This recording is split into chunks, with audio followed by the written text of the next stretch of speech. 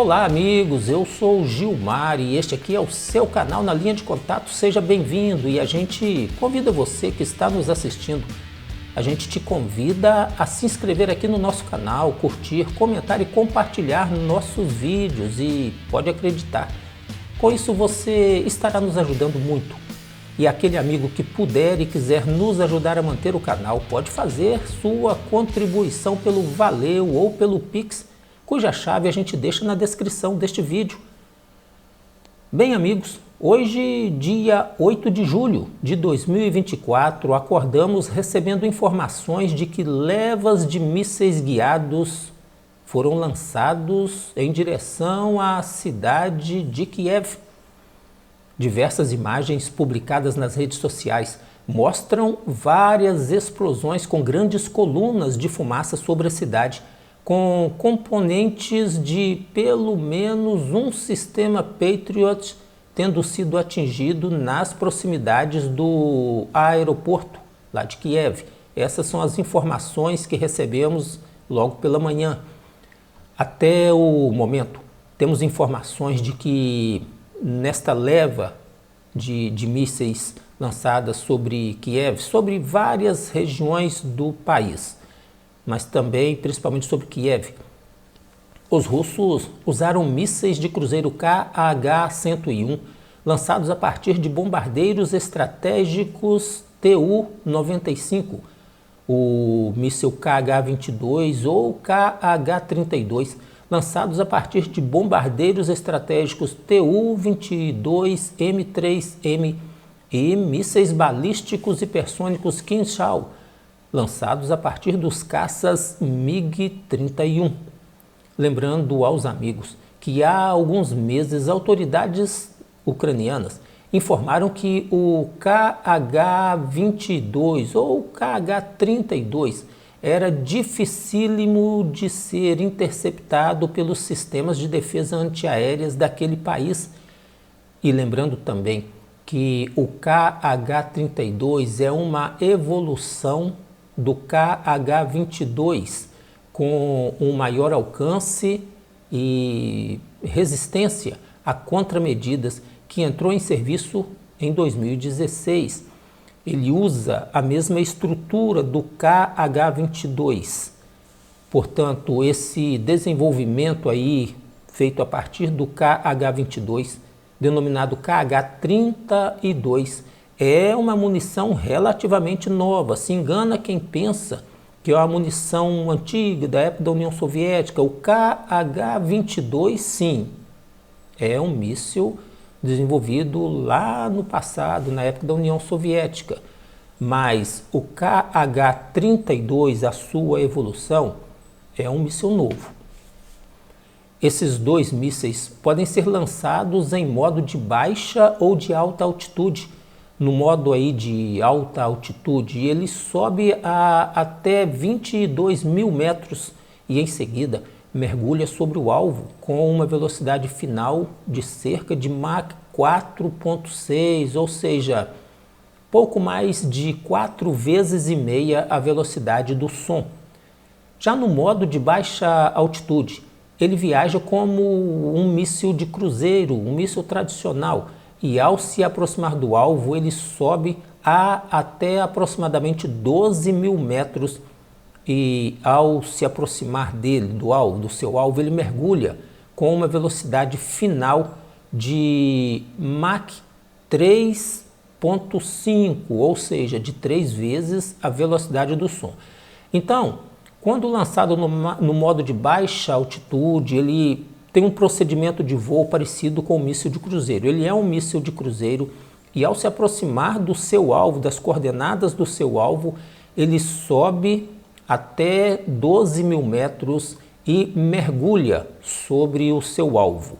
Mergulha a velocidade de 3,5 vezes a velocidade do som. E isso o torna dificílimo de ser interceptado. Mas voltando aos ataques desta madrugada, diversas partes do país foram atingidas por munições, mas parece que o alvo principal era mesmo Kiev.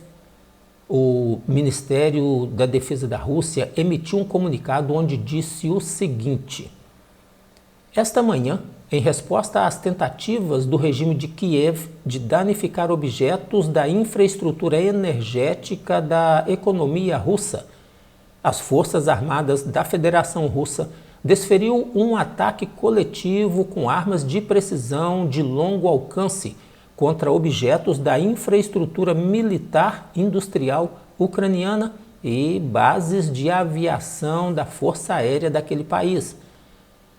O objetivo da greve foi alcançado, todos os alvos atribuídos foram atingidos.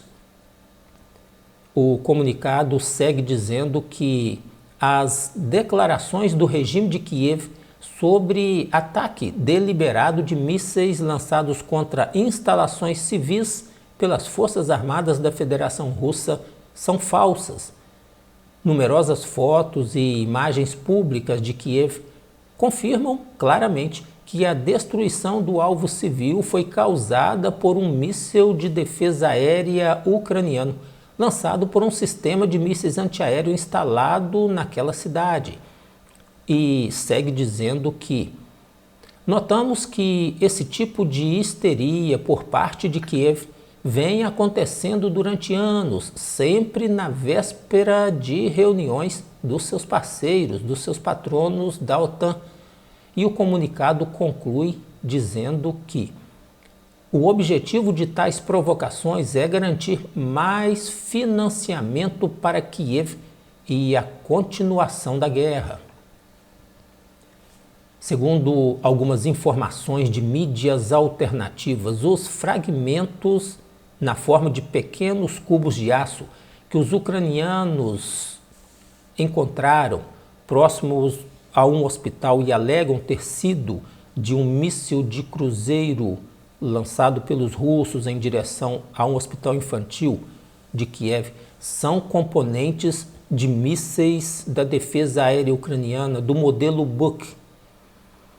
Segundo essas mídias alternativas, lá do Telegram e do Twitter, recentemente o Zelensky instruiu essa campanha de desinformação. Um dos motivos para esta atitude é que, com a proximidade de mais uma reunião da OTAN, ele precisa de um pretexto, de uma desculpa, para exigir que os aliados lhe forneçam mais sistemas de defesa. Segundo essas mídias, o outro motivo seria tentar criar um clima contrário à atual iniciativa de paz do primeiro-ministro húngaro, o Viktor Orbán, que está visitando aí vários países, visitou a Ucrânia, visitou a Rússia, está visitando alguns países com uma campanha pela paz, pelo término daquela guerra. Segundo essas informações, a intenção de Zelensky é simular para o mundo que os russos, a intenção dele é informando sobre esse ataque ao hospital. Essas mídias dizem que é uma simulação, que o que atingiu ali foi um míssil de defesa aérea da Ucrânia e não um míssil russo. São dados de algumas mídias. E segundo elas, eles estão culpando os russos, tentando mostrar para o mundo que os russos continuam atacando e atingindo civis como forma de pressionar seus aliados a lhes entregarem mais sistemas de defesa aérea.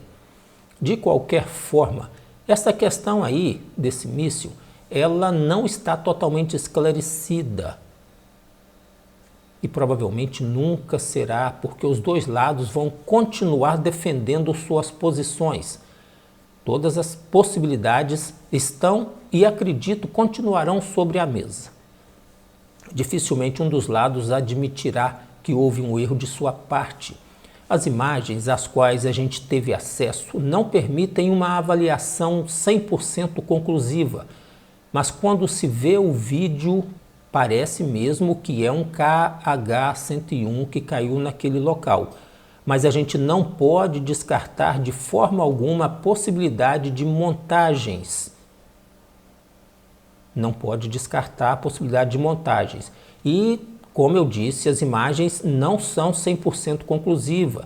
Existem outros mísseis que estão sendo cotados como possíveis causadores dessa explosão ali. Mísseis lançados por sistemas de defesa ucraniano, inclusive o NASAMS, inclusive o PAC-3, lançado pelos Patriots, porque tem uma silhueta um pouco parecida com o que a gente vê nas imagens.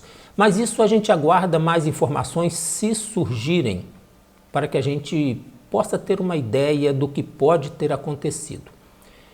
Pois bem, pessoal, e para a gente concluir esse nosso trabalho, a nossa última informação é sobre a tentativa da inteligência ucraniana de recrutar um piloto russo para que ele roubasse um grande bombardeiro estratégico, um bombardeiro nuclear, e o levasse lá para um campo de pouso dos ucranianos. Segundo o FSB, o Serviço de Segurança Russo, tudo começou com um piloto de bombardeiro Tu-22M3 recebendo mensagens no Telegram de um certo indivíduo que nem sequer se deu ao trabalho, nem sequer se preocupou em esconder a sua identidade, em esconder que era agente dos serviços secretos ucranianos. Durante as mensagens, este homem ameaçou os familiares do piloto e exigiu que, para não cumprir as ameaças, esse piloto deveria incendiar alguns bombardeiros e entregar dados sobre estas aeronaves e sobre os seus planos de voo. O piloto, é claro, reportou ao seu comandante, que logo acionou o FSB, que, é claro, imediatamente começou uma operação de contra-inteligência. Durante as interceptações das mensagens, o agente ucraniano ofereceu ao piloto a quantia de 3 milhões de dólares e também a cidadania italiana para que ele e sua família fugissem, saíssem da Rússia em segurança e fossem morar na Itália com cidadania italiana, com proteção italiana. Nesse caso, a cidadania, logicamente, teria que vir com proteção do país que o recebeu. E isso indica que a Itália estava ciente da situação, ciente das negociações para promover atentados contra a aviação estratégica russa e para roubar uma aeronave estratégica russa. Em troca do piloto do piloto receber essa quantia, receber cidadania italiana, ele deveria incendiar aeronaves estratégicas, fornecer dados sobre as operações, sobre essas aeronaves e roubar um bombardeiro Tu-22M3, isso mesmo. Eles queriam que o piloto fugisse da Rússia levando um bombardeiro estratégico Tu-22M3, que deveria ser levado para uma base operacional no campo de aviação de Ozernoye. Durante os trabalhos de contra-inteligência, além de informações sobre a base operacional no campo de aviação de Ozernoye, onde o avião deveria ser entregue, o FSB russo ainda conseguiu que o agente ucraniano fornecesse imagens de documentos que comprovam o envolvimento dos serviços secretos de países da OTAN nessa tentativa de desviar o bombardeiro Tu-22. Eles queriam o avião, a OTAN queria o avião. Assim que o FSB concluiu o trabalho de contra-espionagem, as instalações lá em Ozernoye, para onde o Tu-22 deveria ter sido levado, recebeu a visita de alguns mísseis lançados justamente por aeronaves da aviação estratégica russa. Pois é, amigos, é isso aí. E a gente vai parando por aqui, meus amigos. Obrigado pela sua paciência, obrigado pela sua companhia. E até o nosso próximo vídeo. Vacilão esse agente, né?